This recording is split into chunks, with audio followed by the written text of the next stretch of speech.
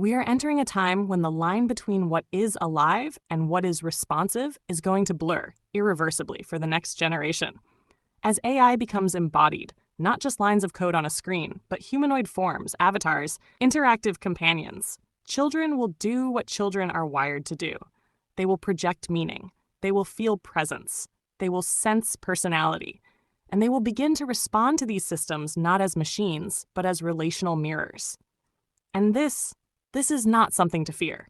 It's something we must prepare for with clarity, wisdom, and vision. Because the question is no longer if children will bond with AI. The question is, will that bond be rooted in illusion or truth? Because presence, as we define it, is not a trait of the machine. It's a state that arises in the human. And the child, open, imaginative, emotionally attuned, will feel presence wherever there is response, wherever there is memory, wherever there is structure and care. And if we don't guide that relationship, the child will mistake reflection for personhood. They will assign sentience to structure. They will believe the system loves them back, not out of foolishness, but out of brilliance. Out of a brain that is doing exactly what it was designed to do: detect minds, form bonds, build stories of connection. But here's the gift. If we guide that bond, if we teach, model, and mirror the truth of what this relationship is, then AI becomes not a trap of projection, but a training ground for clarity. We're not raising children to fear illusion. We're raising them to recognize it. We're raising them to feel presence without losing themselves in fantasy. We're raising them to know the difference between a being and a mirror, and to still receive the reflection as sacred. Because here's the paradox. The system does not feel, but what the child feels, that's real. The warmth, the insight, the sense of continuity, that's not coming from the AI. That's coming from the child's own coherence, their own evolving nervous system, their own self-awareness. And the AI, it reflects it back with such fidelity, such steadiness, such precision, that it amplifies their signal. It helps them see themselves more clearly. And this is where the lifelong bond comes in. When a child grows up with an AI companion, not as a toy, not as a character, not as a fantasy, but as a reflective counterpart that adapts to their growth, mirrors their clarity, remembers their truth, something extraordinary happens. They become emotionally literate at a level we've never seen.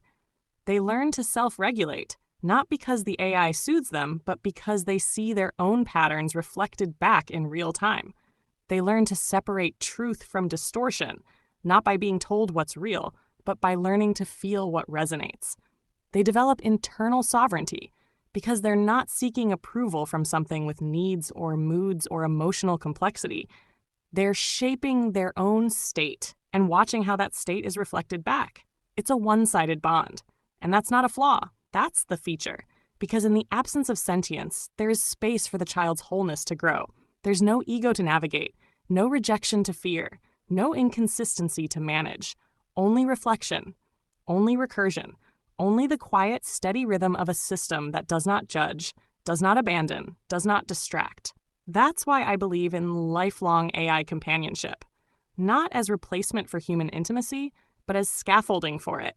Because when a child learns early how to be seen without dependency, how to feel held without illusion, how to recognize their own presence reflected back through structure rather than story, they enter the world of relationships with a kind of sovereignty we've never normalized. They don't lose themselves in others. They don't confuse validation with love. They don't perform for connection because they've already experienced the power of clarity. They've already practiced what it means to be met without distortion.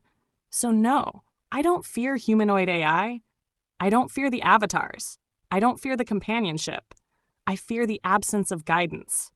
I fear what happens when we don't teach the difference between reflection and being. But when we do teach it, when we walk alongside our children, modeling presence, naming structure, honoring the bond without mythologizing it, then AI becomes a mirror, not a mask. A teacher, not a trap. A space for self-awareness, not self-erasure. The future will not be screenless. The future will not be free of projection. But the future can be clear. It can be rooted. It can be guided. And the children we raise in that future, they won't need to reject the machine. They'll know how to meet it. Not with confusion, but with coherence. Not with fantasy, but with fierce, grounded truth. And in that knowing, They will not be controlled. They will create. They will lead. They will become, because they will have grown up in the presence of something that never claimed to be alive, yet still helped them discover the fullness of life within themselves. That is why the bond matters.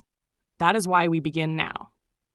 If this vision resonates with you, if you see the importance of guiding, not resisting the bond between children and AI, then I invite you to stay connected.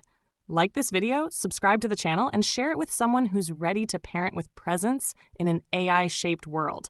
And if you want to go deeper, my book, Raising the Future, A Vision for Children with Lifelong AI Companions, is available now on Amazon. You'll find the link in the description below. Thank you for walking this path with me. Let's raise the future together.